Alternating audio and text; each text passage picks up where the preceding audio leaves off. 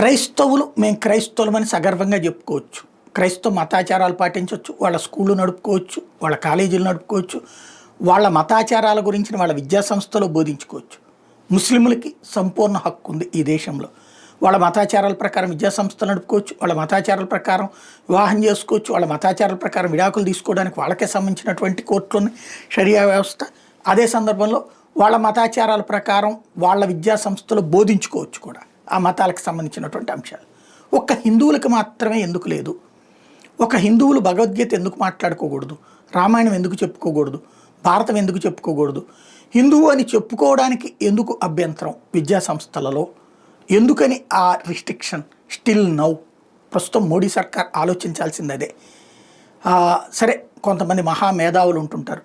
Secularism అంటే కేవలం హిందువులు మాత్రమే సెక్యులర్గా ఉండాలి, మిగతా వాళ్ళందరూ వాళ్ళ మతాచారాల ప్రకారం నడవడం సెక్యులరిజం అనేటటువంటిది. భారతదేశంలో ఇట్లాంటి తప్పుడు ప్రచారాలు చేసేటటువంటి వాళ్ళు ధర్మం ఒక్కటే మర్చిపోతున్నారు.